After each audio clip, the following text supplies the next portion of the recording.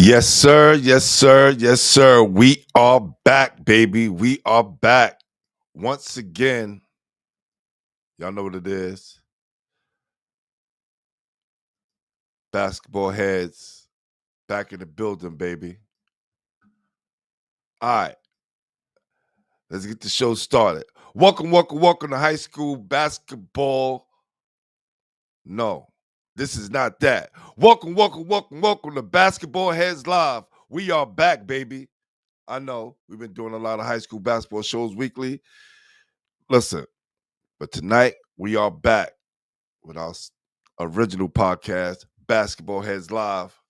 Tonight we have an Abraham Lincoln standout who played under legendary head coach Dwayne Tiny Martin. Y'all know I'm always going to keep that Abraham Lincoln brotherhood alive for sure. Well, after having a stellar career playing at Lincoln, this basketball head began his career at UTEP. Y'all know what it is, baby. Sometimes it don't go your way, and you just got to take another route because he was declared a Prop 48 and left UTEP to head to Georgia Highland Junior College. Once at Georgia Highland, this basketball head dominated the floor with his assertiveness, passion, and leadership. He was a triple threat as a shooter, defensive player, while being able to attack the paint. That's what I'm talking about. The rail splitting away, baby. As a student athlete, he was proven in the classroom. His effectiveness, both academically and on the court athletically. The next part of this basketball head journey, he joined the Norfolk State Spartans during the 2021-2022 season and contributed in assisting his teammates in winning the regular season title. His ability to bring his teammates together and encouraging and uplifting is and was his gift. Just to show you his dedication to the sport. He was proven to be respected as a leader amongst his peers and within his community. So with saying that, I know y'all saw the title Against All Odds because there was some things in between that we gonna get straight tonight that he's gonna tell you about.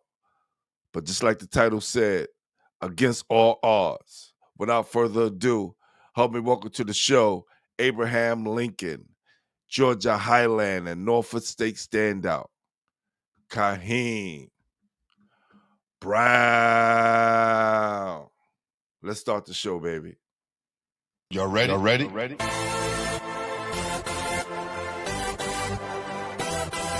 Yes. You have just stepped into the world of chaos. Where everybody goes hard. Come on. Go hard. Go hard. Go hard.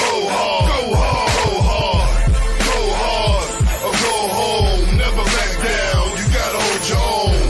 Go hard. Go hard. Go hard. Go hard. East Coast. Go hard. West Coast. Go hard. Midwest. Go hard. Dirty. Hurry up, everybody. Get online, buy your tickets, cause the game about to start.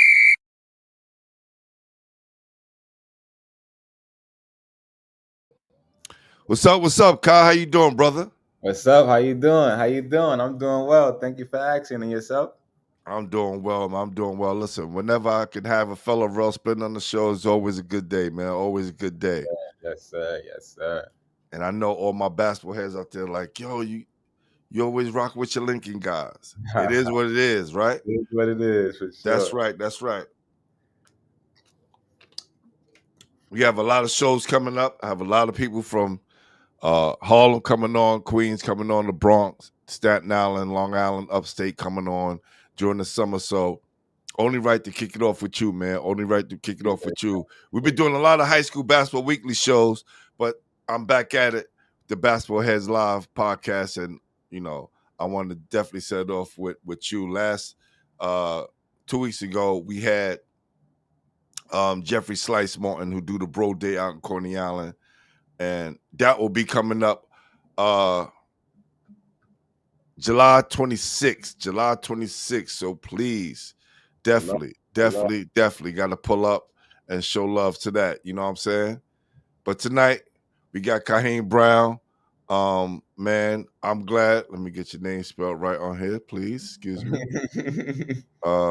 Yeah, I'm glad we can definitely do this, man, because people don't understand. This has been a long time coming, right? For sure. A lot of people just thinking, these things just happen. No, Nah, yeah. this was a year in the making. You know what I'm saying? So I'm glad I had you tonight, man, and have you tonight joining us. And I just want to kick off the show like I kick off with everybody, man. Who introduced you to the game? Oh, I really could say my dad. That's what I could say introduced me to the game. But it's my family, my upbringing, my community. I come from one of the best basketball communities ever, and that's really what introduced me. We was born into it for real. I was born into basketball. I had a basketball in my hands since I was young. So really say my community. No doubt. And tell everybody what community you come from, brother. Coney Island, 2940 West 31st Street. Coney Island. Listen, I get a lot of you guys online hit me up in my comments on YouTube talking about their community, right? Mm-hmm. Yo, Mount Vernon, Brownsville, and all that. I said, listen, this place called Coney Island is the smallest community, right? That produce some of the top ball players, right? Especially NBA players, right? We don't have to count all the ball players, but we were just counting the NBA players. And I was trying to tell people, I understand that Mount Vernon is 4.4 miles, and Coney Island is 4 miles, but I say, listen, yes, but all 4.4 miles is Mount Vernon. People don't understand just 16 blocks is Coney Island. That's it, where people live at. We're not counting the amusement park and all the other parks. Yeah, they don't know about after the amusement park for real. They think it's just all the cyclones stuff. Nah. People ain't living on the cyclone, bro, and on the Wonder Wheel. You know what I'm saying? Not at all, man. Not at all. But man, let's jump into your story, man, because from what I hear, you have a credible story, man, and we want to get right into it, man. And what was like the first game under the whistle that you could remember playing in? That's cool. It was Stephon Marbury tournament. I played with Tyler Bourne. It's so funny. We were young. I think we probably had to been under 10s, probably 7 or 8. But it was just we was running back and forth, shooting, missing. And the game ended 2-0, and Tyler scored the buzzer beater to win the game. Yeah. Yes, sir. Salute to my guy, Tyler Bourne. He's still out here giving guys buckets. That's right. That's right. Nah, that's dope, man. And listen, salute to my guy, Stephon Marbury, always giving back to the community. And that played a major role for you guys out there in Coney Island. Definitely. A huge role. That's one of the biggest inspirations we had.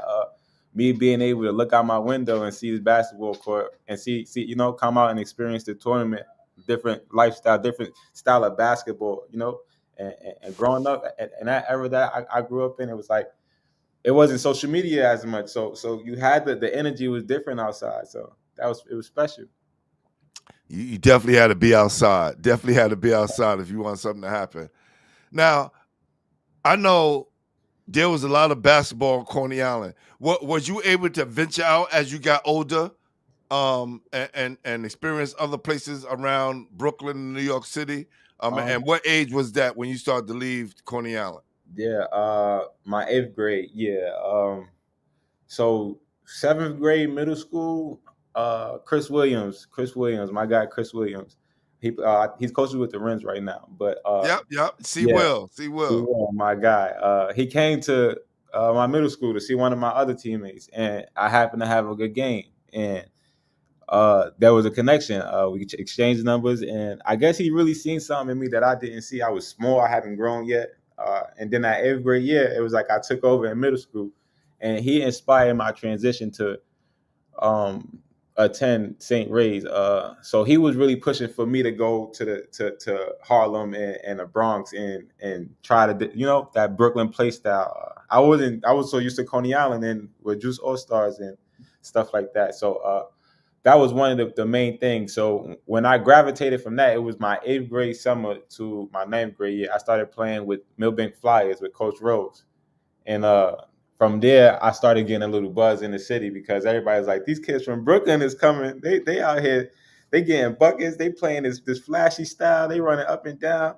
So it was exciting. But my 8th grade year going to 9th grade is when it's like I really transitioned to playing outside and playing everywhere else besides Brooklyn, getting known all over. And when we talk about a Coney Island guy going up to the Bronx or playing at St. Ray's, that's like kind of unheard of, right? So you was kind of breaking the mold because usually kids either they going to Lincoln, they going to Grady, Sheepshead Bay, Lafayette, somewhere around the area, and they're not going too far. Yeah, you know. Yeah. About that situation, everybody was really mad at me because they like, you a Coney Island kid, you can't, you gotta go to Lincoln. That's the tradition.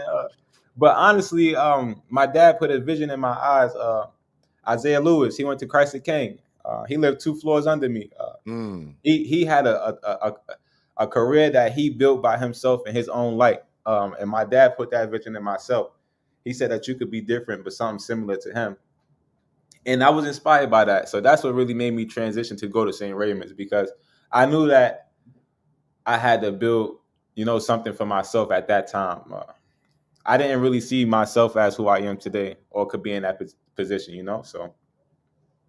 Yeah, that's like, me coming from Crown Heights and Bed-Stuy and attending Abraham Lincoln, right? Everybody was like, why you not going to Wingate Boys, something like that. And I just wanted to be different. And I went to Lincoln for different reasons anyway, to play football. So this basketball thing came on a little bit later. You know what I'm saying? Yeah. Salute to my number 1 basketball head in the building. Ayatollah Beats, always in the building. Salute. Checking in from Portland, for sure.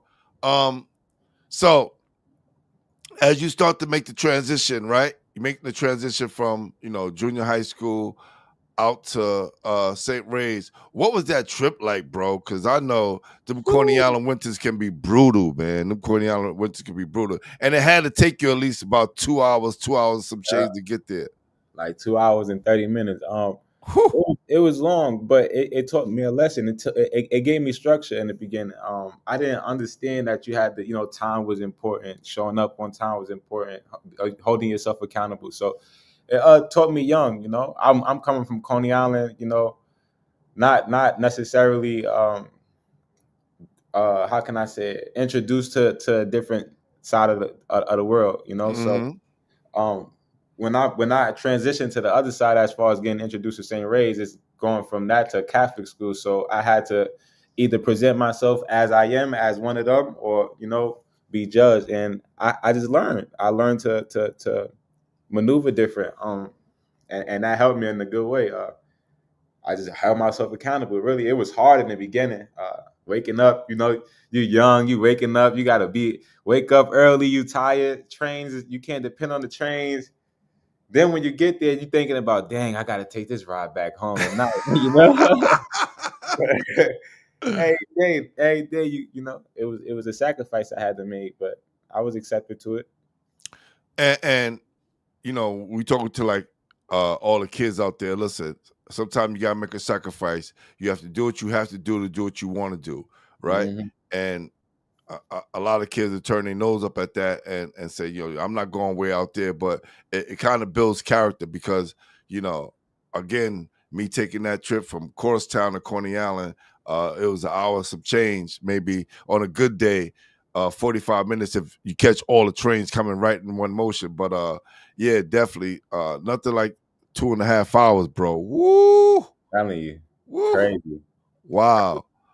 What was that experience like coming from public school entering Catholic school, and how was you treated there during your time there?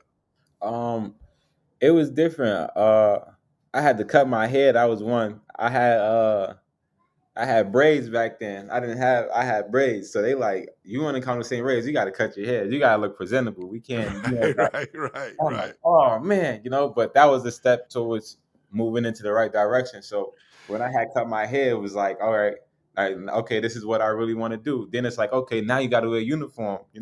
And even though I was uncomfortable, it was like, okay, this is structuring you. This is building you to have structure. This is building your mannerism. I had to learn to ride the trains by myself. Not slouching the seats. I learned that as I went. So when I first got there, it was different because I was the only, I could say me, and I was literally the only kid from Brooklyn in that school. So I acted different, I talked different, I moved different. So they was gravitated towards me because I was always laughing and jolly, and I was good in basketball. But as far as like the environment, it took me some getting used to at first. Yeah, man. It's a lot. It's a lot. People don't understand, being young and you growing at the same time. So you got to prepare on the classroom. You got to prepare out of the classroom. Mhm. You also got to make sure that you got the right mindset when you're traveling through public transportation, because something can happen at any Mhm. moment. So definitely, man, that was a good experience for you. Um, Now, tell me about Coach Rose, because Coach Rose was the freshman coach, right? Yeah. He coaches at Eagle Academy in the Bronx right now, Yeah. right? So What yeah. what was that experience like playing for Coach Rose? Um, Coach Rose is special to me.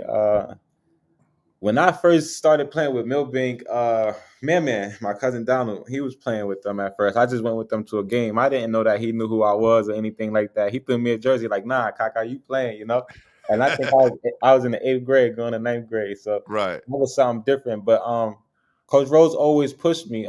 He never allowed me to allow. He never allowed my community to what, like, the way I acted to predict what my future. He never judged me for anything, and I commend him for that. He even opened up his own house. Gave me a place to sleep during my time at St. Ray's. That's something different. Like, but playing for him, he helped me gain my confidence. That was one of the coaches that helped me gain my real confidence. Before I was just passive. I didn't know my scoring potential. Like, I knew I could score, I knew I could hoop, but I didn't know I could do it on a consistent basis. And he brought it out of me, and that's why I figured it out at. That's where I figured it out at there, Milbank. I figured it out there, and that helped me. That changed my whole career. Actually, I grew aggressive from that. And how did y'all do under Coach Rose during those years there? Because you spent your freshman and sophomore year there, correct? So Coach Rose was he was he the Chris Williams was the freshman coach when I was there. He was the Okay, assistant coach, okay, yeah. okay. But my And freshman year, yeah, he was a coach with us. My freshman year, we won the freshman championship, the Catholic High School freshman championship.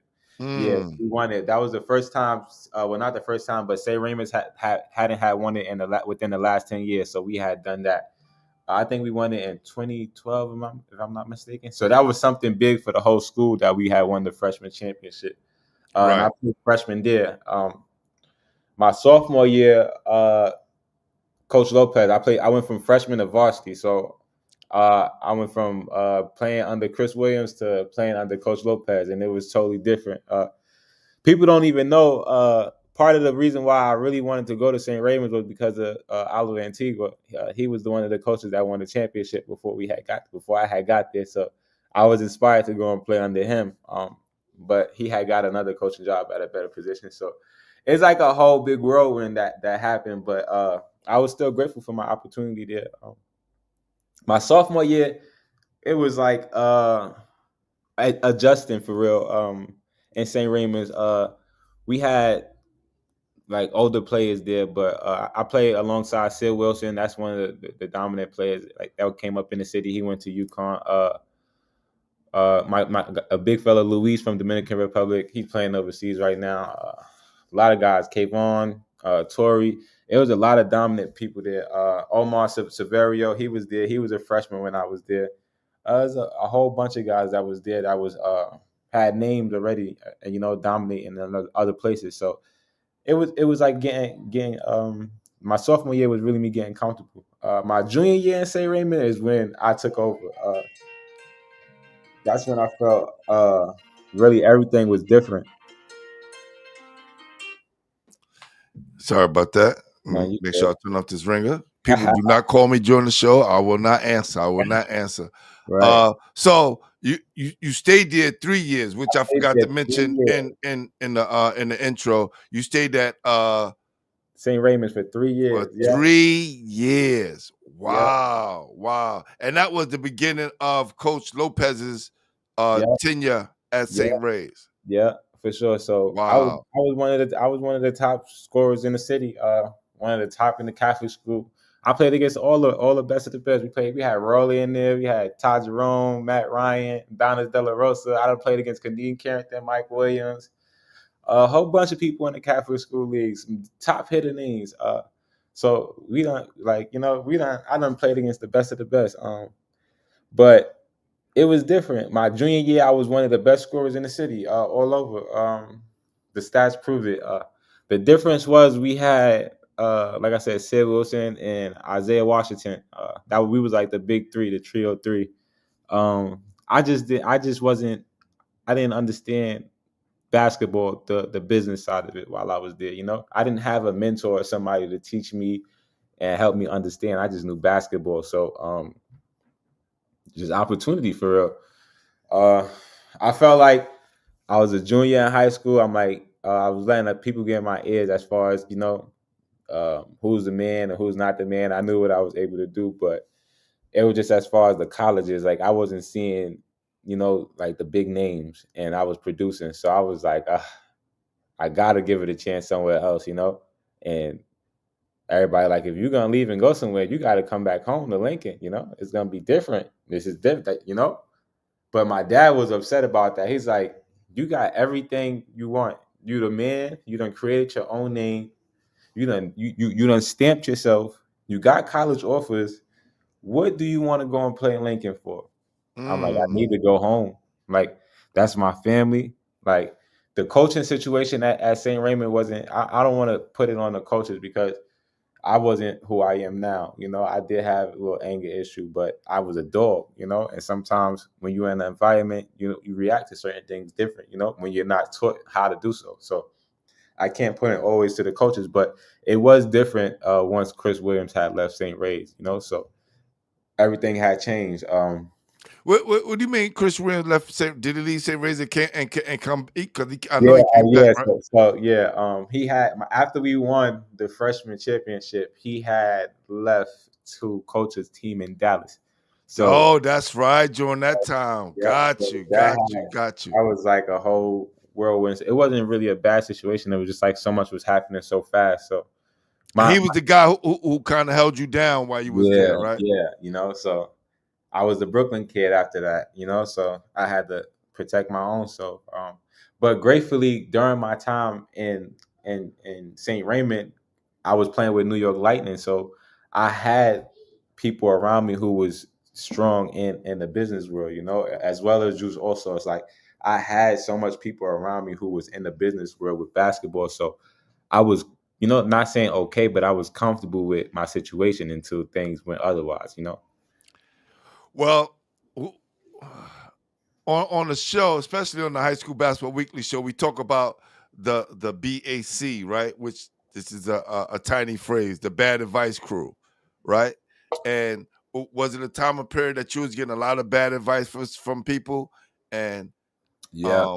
that made you make that shift? Now, I'm not mad that you make that shift because you became a rail sprinter, but do you think life would have been differently if you'd have stayed at St. Ray's? Yeah, definitely. When I was in St. Ray's, I had a 87 average in school. I was getting college offers. We was winning. And even though if I didn't go to a high college, I knew that I would go to college for free. Regardless. The only thing that I was getting mixed on was the height. You know, it meant something when you had hype at a young age and when you had the offers to pile up, when you had the stats to prove it. So I had the stats, I had the name, I had the image, I just didn't have the offers, you know? And that was one of the biggest part was how can somebody do this for a program? And I done overcame so much just to be here. I done went through Hurricane Sandy. I done came back to school. You know, I'm traveling from Brooklyn to the Bronx after a hurricane to show y'all I'm committed.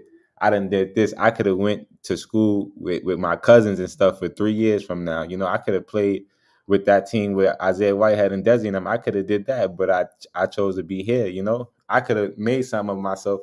So how could you not promote me as one of the best, you know? And I was just Mm. arrogant because that was the people who was around me. It's like you deserve, you know, what others got. And it got to my head. It's like, all right, if they don't appreciate me, then I'm gonna go somewhere where they appreciate me, you know? Now, again, me being devil's advocate, or I would say angel's advocate, how did you feel that they didn't appreciate you? What gave you that idea that they didn't appreciate you Because they was at turning my St. Ray's? yeah, at same rate. I felt like they was turning my friends and family against me. We had guys like me, Sid, and Isaiah. We played at Millbank since we was in sixth grade together, you know, and now we Hmm. juniors in high school. And you got college coaches coming in here, they watching us practice, you know, and then you saying the joking comments and the sneaky stuff in front of the coaches.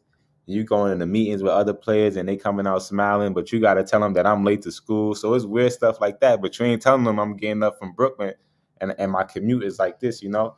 So I was just young and arrogant, but that's really what it was. It was like a whole bunch of nonsense for real that I let get to me too quick. Uh, Said Cahiem, the Hurricane Brown. nah, for sure. For sure. It was like it was like I let my ego. I can't really say my ego, but it was like how I don't know. I can't. I'm doing everything right. You know, I'm the face. I feel like I'm the face. I know I'm the face. Everybody know I'm the face. But when the questions come asked, you ain't saying that. You know. So that's what it was. It was like we know You what's feel like going. you was being slighted. You feel like Yeah, you was being slighted. yeah, and it was because I was the kid from Brooklyn, and that's respected. And that's Mm, respected. mm. And man, and you talk about all the hitters that you played against in the Catholic school year. Mhm. Who was well? I know the rivalries now, right? Your Yeah, rivalries was Hayes, correct? yeah, Cardinal Hayes. Yeah. Cardinal Hayes, right? But who was the guy that you had to go against often that you knew that this is going to be a battle when we play Uh, when you was at the Catholic school league level? I could say Ty Jerome, him and Matt Ryan was at Iona Prep. Them guys was shooting crazy. It wasn't so much of like I knew I got off of like I would have 17 against them every time, 17, 15. But they were so hard to guard because they was taking two dribbles after half court and just shooting like and it's going all that. So we didn't understand how to guard pick and rolls back then like that. So imagine two snipers going back and forth, you know, that was different. Ty Jerome and Matt Ryan, and then I could say Raleigh. Raleigh was a man child back then. Like he was, Yeah, he was like the LeBron of New York back then. yeah. But I used to. I was doing the little Brooklyn thuggish ways with him. I used to try to get in his head like that, you know, because I play aggressive. But he was always good to play. That was about it. That like Raleigh, uh, Matt Ryan, Ty Jerome. I'm lying. My sophomore year, Kadeem Carrington, him and Mm, Mike Williams with Bishop Loughlin. That was a different style of basketball. Like I didn't I that was like when they opened my eyes. I was like, dang, like there's levels to this now, you know. So right, right. that was different. But my junior year, just Raleigh and Ty Jerome for sure. No doubt, no doubt. Well, listen, let me go into this commercial real quick because Mhm. definitely gotta give the sponsor some love. All Mhm. right, we'll come All right right. back. Stay right there. Listen, for those who don't know, Xbox Go, the new AI camera right here. All right. It films by itself. You don't have to hold it. You don't have to carry it. You don't have to do anything. Only thing I do is just set it up, put your iPhone on it, press record, and let it go. It even goes live. All right. So check out some of the things it could do, and we'll be right back for sure. Xbox Go. The only way to go.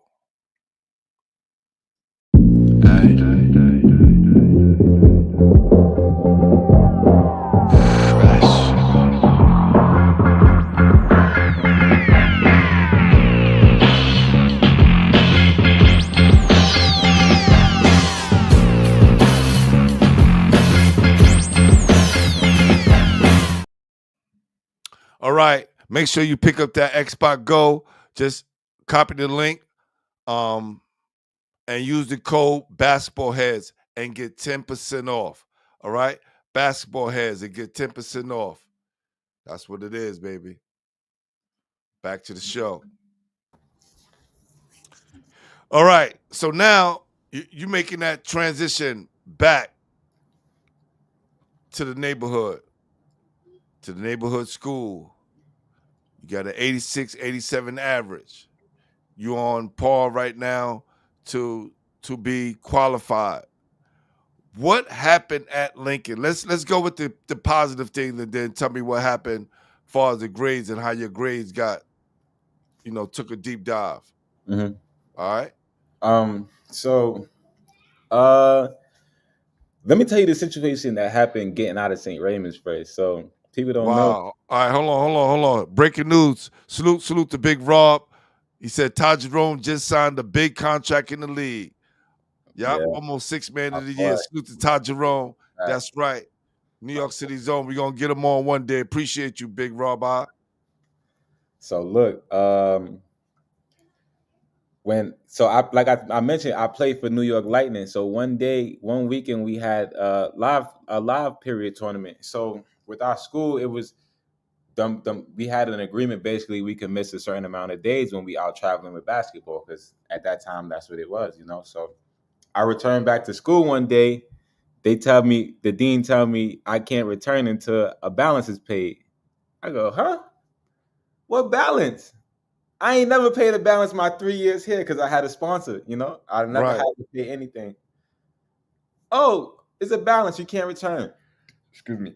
So I hadn't went to St. Ray. I left. They basically released me, or I don't want to say kicked me out of St. Ray's, but I hadn't been in St. Ray's from probably March. From the end of March, I stopped going to school my junior year. Hold on. So you telling me that after going to school there free for 3 years, not have to worry about paying the balance or anything, all of a sudden they had a balance sheet for you. Yeah. Like, I tried to speak to the head coach and everything. He said it was over his head. So that's when I knew, okay, it's time. That was the decision there. So when I tried to leave St. Ray, shout out to Mike Washington. He rode the train. They went and released my transcript. So he rode the train with me from Coney Island to St. Raymond's in the Bronx as my guardian. We had to pay a balance to get my transcript. So that's what we did to get me to St. Ray. To get me to Lincoln, for sure. Hold on. That's right. Tech on the play. Yo, you serious? They were just trying to do you dirty. Yeah, they're trying to slow me down for sure. Wow. Did they tell you? Now, I guess since C. Will was the person that brought you there, did he connect you with the sponsor, or did the school connect you with the sponsor?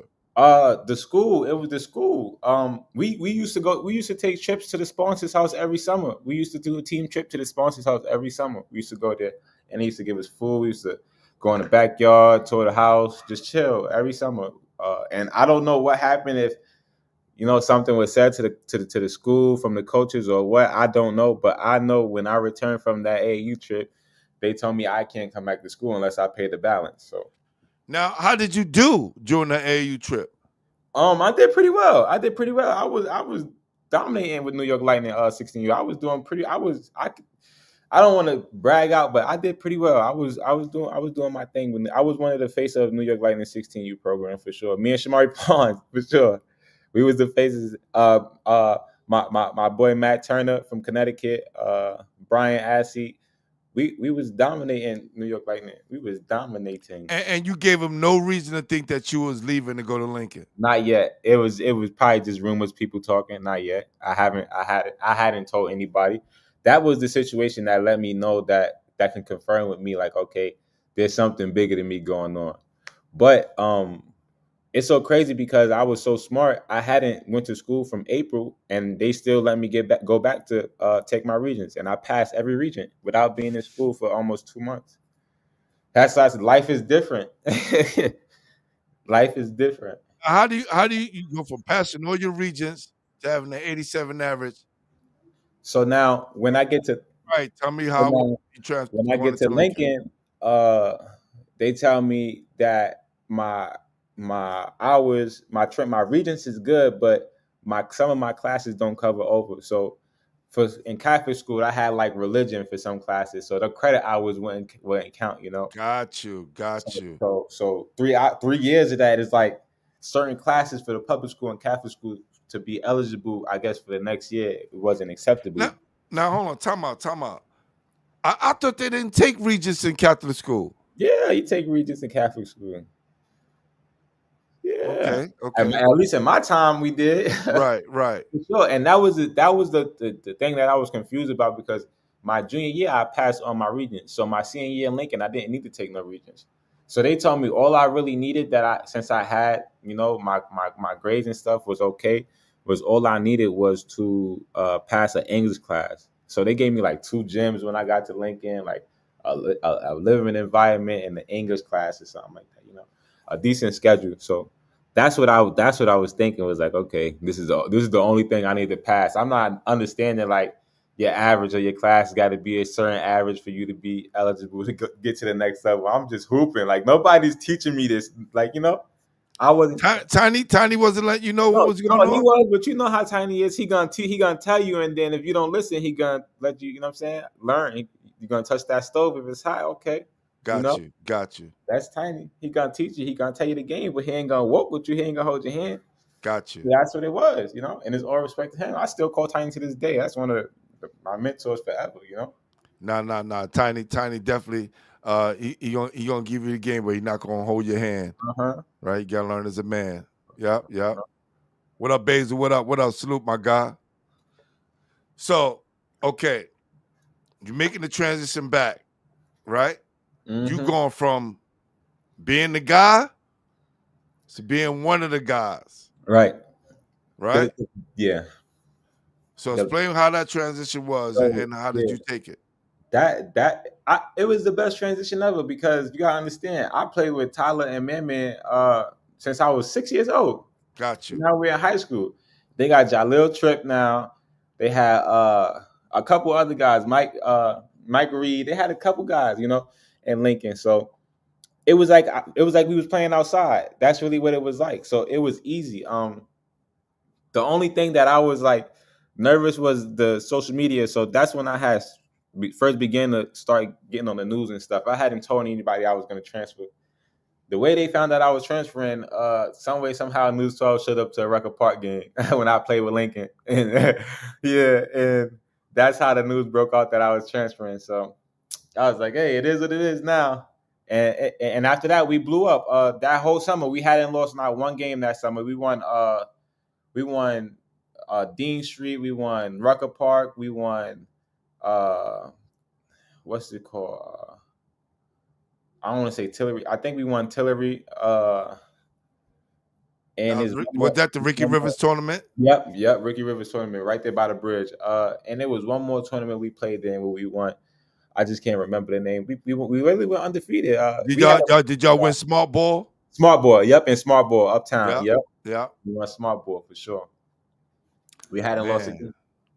Wow. So things is rolling. You figuring like, you're already at traditional winning school. You just left one traditional winning school on to the next. what was I guess the transition was seamless because all your people from Coney Island was at the school. Yeah, Um, so but it was different for me. So like for me, I had never got to experience like Lincoln as a school. So I was always like experience Lincoln as an outsider. So I would go to the games, watch Whitehead and them play. I'm a young kid sitting in the stands watching them play, seeing Lance and them. So it was different when I got there as an actual player. I got to see the inside. I'm like, wow, like, I watched Through the Fire growing up, so it's like you get to visualize. Dang, is this really? I could do this. I'm in the same shoes. I'm in the same gym. So it felt different for me because it's like I had a chance to come here when I was 14 years old, and now I'm 16. Turning 17. I'm a senior in high school. I'm back home. It gotta mean something. So it was special for me. no doubt. How did the year turn out, and what was your transition on the court once you guys started playing and got into the season? Um, we was dominating. We was probably like I joke all the time, but I tell them like they should have had the cameras up like a documentary with us. It was crazy because Tiny came back from Seton Hall that year. Yeah. We got Felder back. We had got Clay Brown. He came from Queens. Tyler, Man, me. We had a bomb squad, and we was dominating everybody. Anybody across the tri-state New Jersey, anybody. We was dominating. So it was crazy. The only thing that messed us up was they didn't let Jaleel Tripp play. If they would have let Jaleel Tripp play, we would have won states. I don't know his situation that happened with him getting his year back. They just didn't let him play. But with Rakim hurt his foot in the quarterfinals of the playoffs. That was crazy. That was a big moment, a big shift change for us because we thought we was gonna win it all. And he went down. We still made it to the chip, though. We lost in the chip to Thomas Jefferson, Shamari Pons, Rasheem Dunn, Coach Bud, all them guys over there. We lost in the chip to them. So, but overall, the year, I think we hadn't had loss at 5 games. We couldn't have lost at least 5 games. So And it's crazy because you talk about all that time from the time that Jefferson won it when you was playing, right? Mm-hmm. He just won his next one this year. That's crazy. So it's not easy. Yeah, you get there, you get there, but then you got to win it, right? And then you got to keep doing it over and over and over again. But salute to Thomas Jefferson. They're looking to repeat this year. So y'all get into the year, y'all get to the chip, you lose to Jefferson. What is things looking like for you on the recruiting side? I was talking to coaches, but I didn't know what was gonna happen after. I didn't know what was gonna happen after high school. I didn't have the people around me, that was like, okay, this is where we're going, this is what we're doing. I had Tiny, but at the same time, that Tiny is dealing with 500 other kids. He got his own life. He got to be responsible for other things. So at the same time, I didn't want to pressure him into make me feel like I he had something to hand out and give me. So I had it was just a lot. I didn't really know if it was basketball after school or not. My main thing was graduating high school. I'm like, I could graduate high school. I'm in Lincoln. I could graduate high school. I could get somewhere I could play. I didn't have no like offers from anybody blowing up I didn't have that my senior year in high school. So well, but what about those colleges that you had your junior year? They stopped calling. It's like, yeah, we know him. We know what's going on with him, but is he a good kid? Why did he leave St. Raymond's? What happened at St. Raymond's? It's all the questions did. Like, why would he leave this? So it's a whole bunch. She said, yeah, the basketball does bring me peace for sure, but yeah, it's a whole bunch of stuff that had happened. And I had coaches texting and calling, but it's like, can we risk our program with this guy? That was the question. What did you have any things going on character wise that people was afraid to get involved with?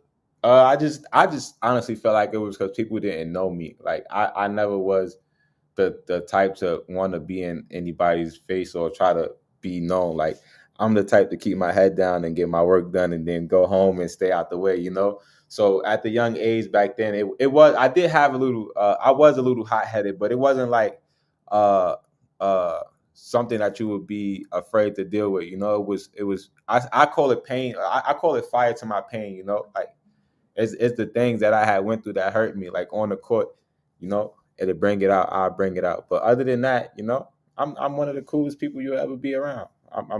I'm big hearted. It's just I don't allow certain people to understand or know me. You got to have a conversation with me before you judge. So I just got judged. Because of how I moved as far as the basketball situation. I feel honestly because I never did nothing to nobody. And never got into any serious trouble or Nah, anything like that. at all, at all. It was. I feel like it was the Brooklyn kid in the Bronx, and he left, and now it's looking like why did he leave his junior year? It's all the questions in the air, and I didn't respond. I didn't give him nothing. I just went and handled business on the court. So it's like okay, I don't know. That's how I feel. Where did UTEP come from? The University of Texas El Paso. Where did that come from, and how did you get hooked up with them? So after my senior years, basically I was 17. So Coach Tiny's like, yo, you gotta reclass. You gotta reclass. You only 17. You still got time. You a beast right now. You at the top of the game. You only 17. You still a baby. You not ready for college, Kyle. He's telling me this. Man, I could play. I could get there because when you young, it's D1 or bust. That's what they taught us to think. Is if you don't go D1, you're not as good. So that was the mindset. And Coach Tiny was telling me, like, you're not ready. You only 17. Like, you a baby, is you gotta develop. Your body ain't developed yet. And I felt like I was ready. So after the season, I had played on the Adidas circuit with him with Juice All Stars. And he put me in an uncomfortable situation. He made me play point guard. And we played against some of the top people. I played against Zion Williamson. I think I had 16 or something like that on him. Not on him, on 18, we won. But we was playing against the top of the top players, and Coach Tiny put me in an uncomfortable position, and it flourished me even more. And UTEP seen it, and they was persistent. I had FIU, I had other schools I was calling, but UTEP was persistent. Like, okay, we need you, and then they threw the Glory Road story out to me about the movie. Like, yeah, the kids from Brooklyn, they came and won it. We think you could be the next one, and I'm just from Coney Island. So when you telling me that, it's like, okay, all right, all right. So Right. They was persistent, and that's really what it was. I didn't know that I should have, and that's me being super confident in myself. Is like, if I get the opportunity, I might as well go take it. It's worth a try. And me coming from Coney Island, they said I wouldn't be able to do a lot of stuff, and now I got a Division I scholarship to play basketball for free. I'm not gonna be, I'm gonna be grateful for that. That's what it was. So when did they tell you that you will have to forfeit a year because of being Prop 48? So a night before classes started, I get a call from the assistant coach, Coach Bucket. He like, Cahiem, come to the facility. I need to talk to you. It's like 8 at night, but they gave us like key card badges so we could get in the facility whenever we want. It's like 8 at night. So he bring me to the facility. My teammates bring me. No, I tell him like basically like we about to go out. He's like, oh, it's gonna be real quick. I'm like, all right, cool. I get to the facility. He bring me to the office. It's a big long table. He got names on the board. He basically gave me the story like the people that they thought that were gonna leave didn't leave and they stayed. So there's no scholarship because they recruit by positions. I'm what? So I'm like, I'm not understanding. I'm just quiet. So he's like, yeah, we recruit by positions. This person didn't leave. This person didn't leave. He goes, what we can do for you though is we can send you to JUCO and re-recruit you for next year. So I looked at him like, I'm fire in my eyes, but I don't want to explode or nothing because I'm being respectful. So it wasn't Prop 48. They wanted to redshirt you. Yeah, but they explaining that the only reason why they wanted to Prop 48 me is because they found out that I wasn't eligible to sign and play right away. Like I had to wait and play right away. You understand? So that was the problem. So they had to basically, I guess, find. And it's so crazy. People don't even notice. Jaquan Lightfoot, he went to we was like a little package deal. We played with Tiny and Juice Stars together. So it was like a package deal for us at UTEP. So it was so crazy. Like from our boys and girls. yeah, we was like a package deal. And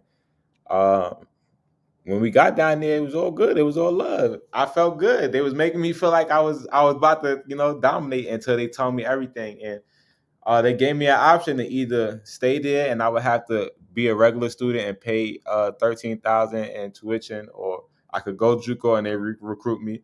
And I basically, betted on myself. I just said, neither. I go.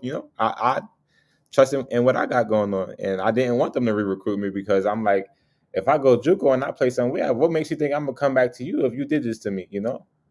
I ain't doing that. So that's what I did. I had left him with JUCO.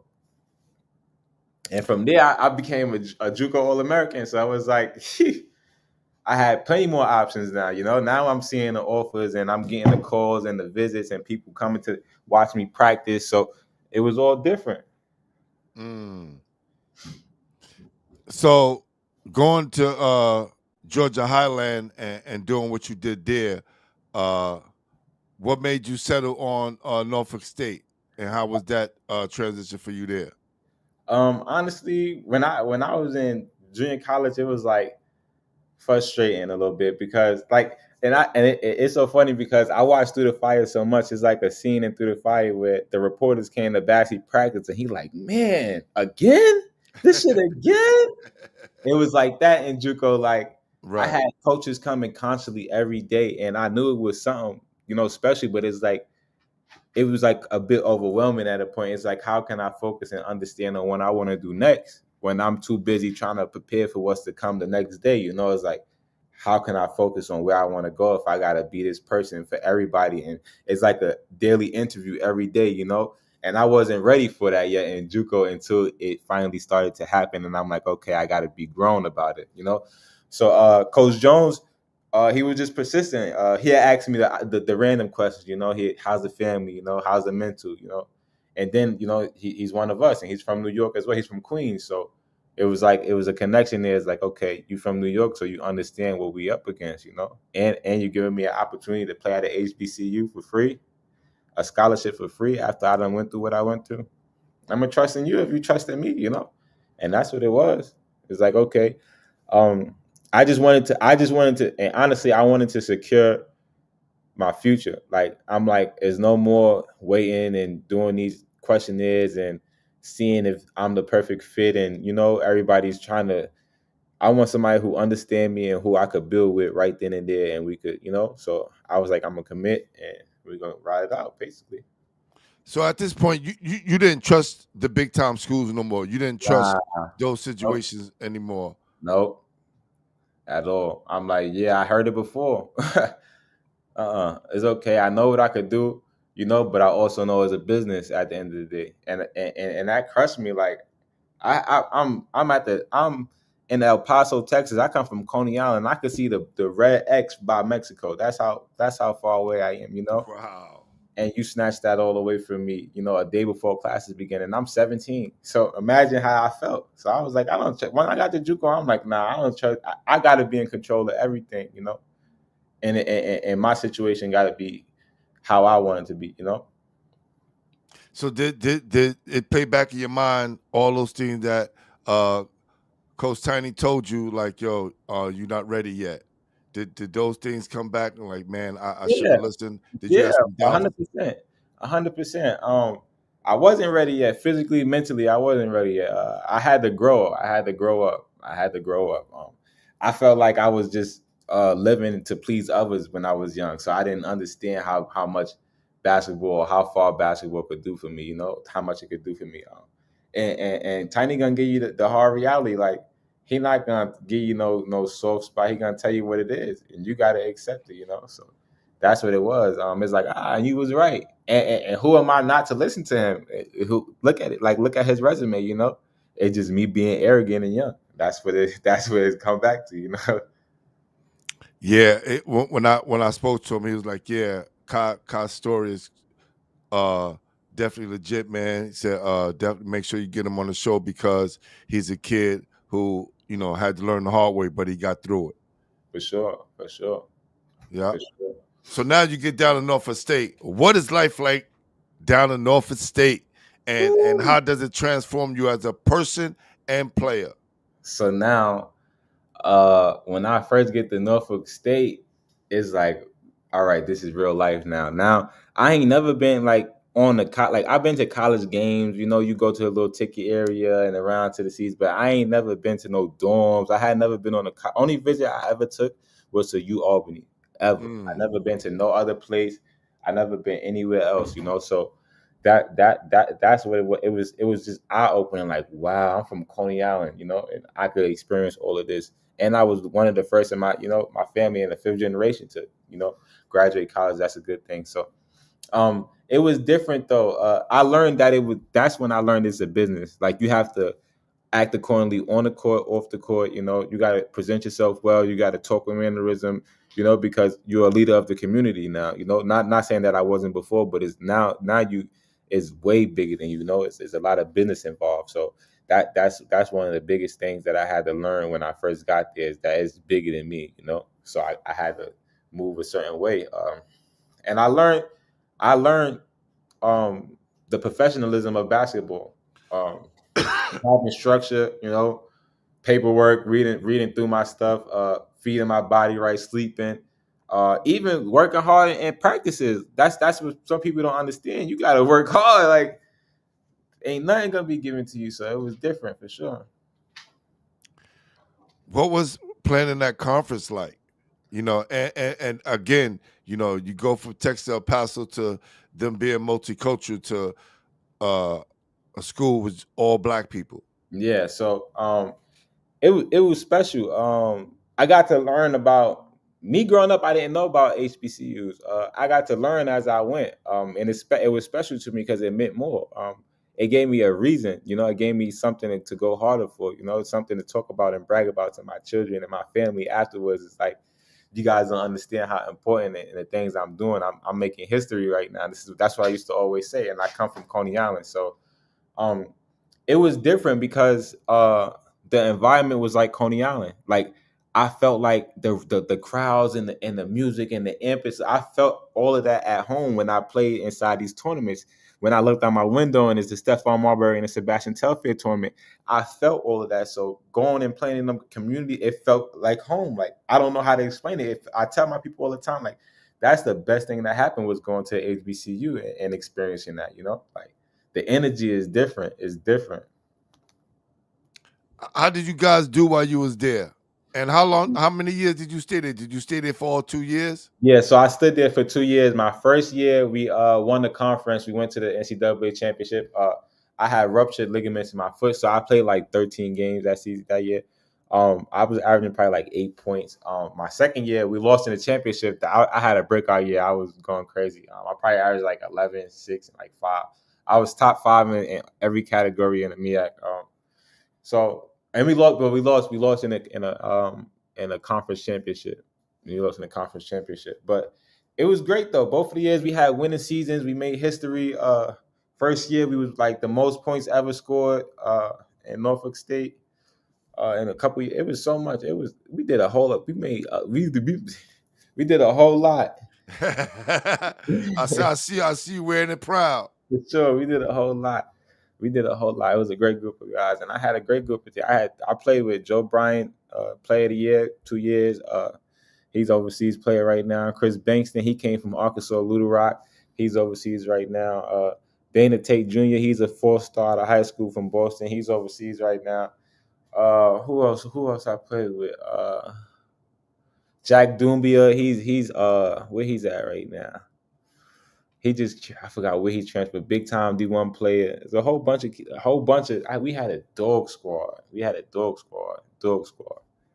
And Coach Jones, like he bring that New York aggression, like it's different. And he brought something out of me. He wouldn't let me slack off at all. He's like, nah, So it was different. Nah, that's dope, man. That's dope. What was the transition for you after Norfolk State, and what was life like for you after you left school? Um. So some people. Um. How can I say? All right. After Norfolk State, I was so. Let me tell guys. So it was a situation that I had went through. Basically, at the end of the season, we had a disagreement with the coach. Basically, he told me rest my ankle and go pro. I had an ankle injury. I told you I ruptured my ankle, so I had tweaked it. We had gotten to it. Basically, he was like, it's just a lot of outside factors. Though I had family problems back at home, so he just felt like I ain't had the fire no more. But I was just trying to cope and stay sane, make it through, graduate. That was my main goal: make it through and graduate. I mentally wasn't stable though, so I think I numbed everything out. Like I was on the court, but I was focused on home. So he had told me rest my ankle, go pro, and that's what I played, but I wasn't 100%. So afterwards, after the season, I just really was like, I'm gonna do whatever it takes to go pro. So I had signed with the agency, and I was about to go to Cyprus. I had came home like 2 weeks for like 2 weeks, and long story short, I got custody papers for the kids. So I had to put everything my You dreams to you a you halt. had you had you had you had children. Yeah. I You had had kids. children at Norfolk State or Yes. outside? No. So sorry. I had my daughter when I was in JUCO, and I had my son when I was leaving JUCO going to Norfolk State. So me and their mom had split up, whatever, and coming home, I'm thinking I'm about to come home for 2 weeks and see the kids and then shoot up to Cyprus, and play overseas. I came home for a week and I had court papers. So I was like, damn, do I leave now or do I handle my responsibilities? And I chose to stay and handle my responsibilities. So that's really what happened after Norfolk State. I started working on Wall Street. That's what like I had to man up. It was like I graduated college. I felt like I lived my dream because I got to get to college and play Division I for free, and I got a degree in sociology. So, excuse me, I did a lot from what those in Coney Island, is used to.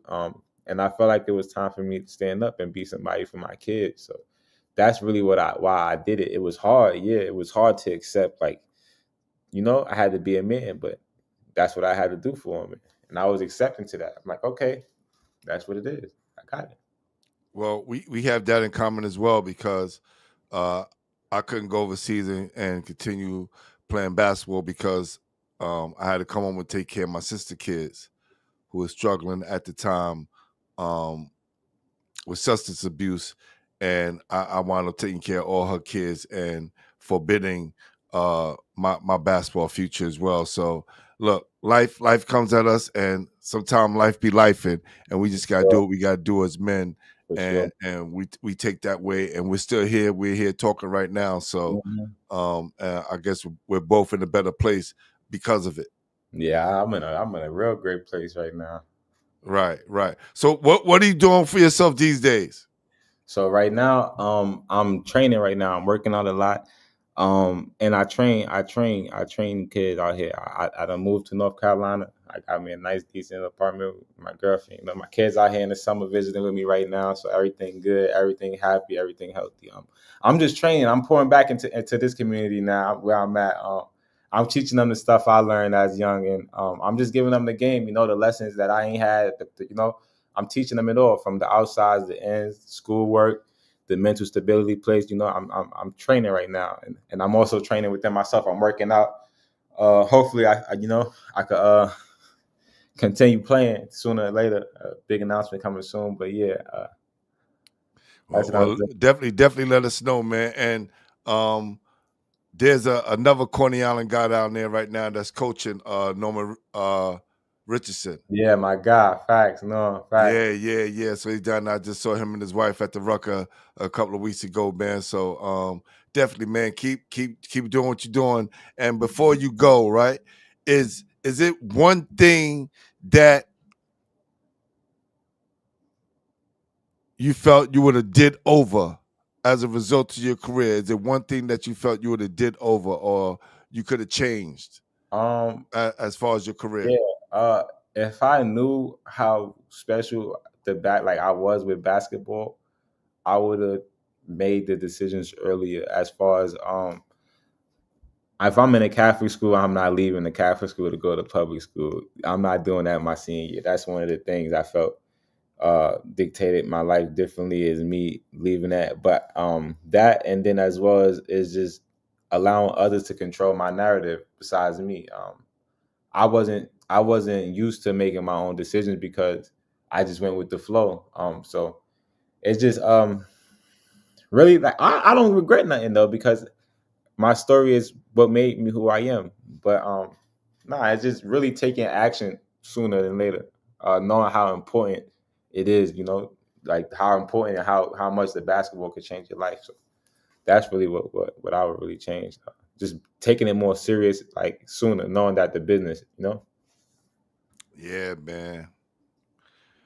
Appreciate you, YouTube TV. Appreciate you, brother. Thanks a lot, man. Of course. Thanks a lot. Thank you for having me.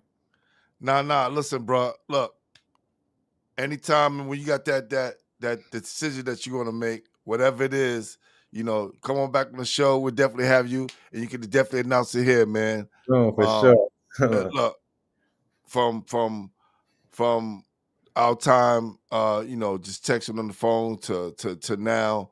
I'm glad you were able to come on here, and a lot of times we have to get that out into the ethos, right, to the air, Sure.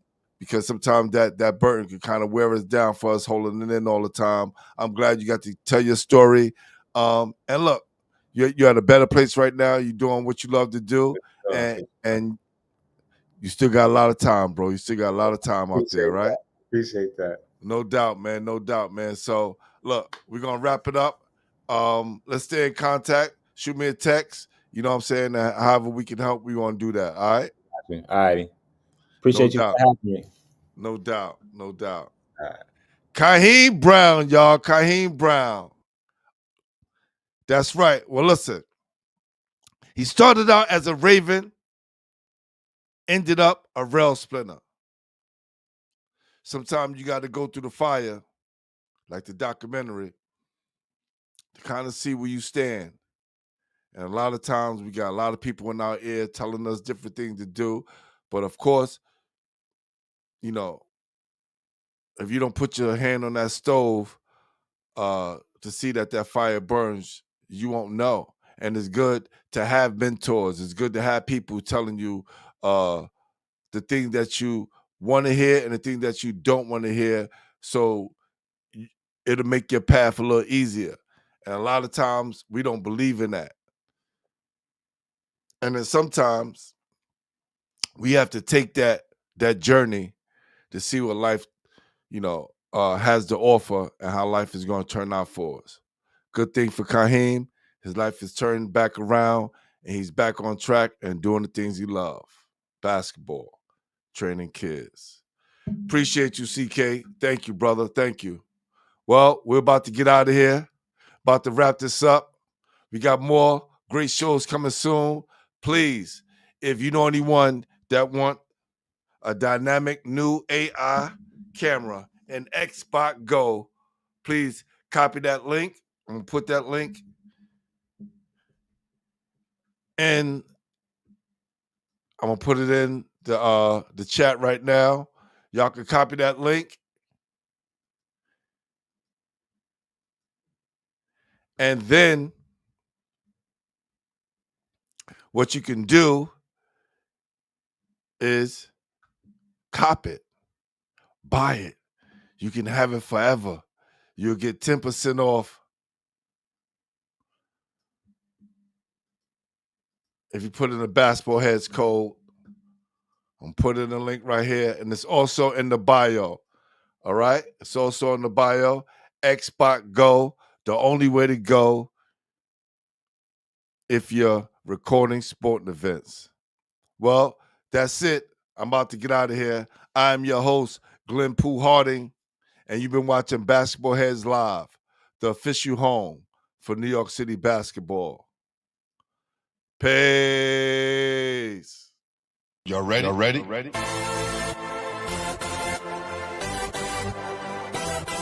Yes. You have just stepped out into the world of Cahiem.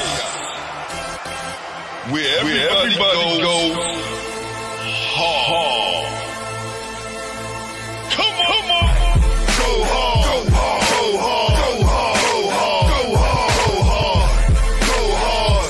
Or go home. Never back down. You gotta hold your own. Go hard. Go hard. Go hard. Go hard. Go hard. East Coast. Go hard. West Coast. Go hard. Midwest. Go hard. Dirty. Hurry up, everybody, get online, buy your tickets, cause the game about to start.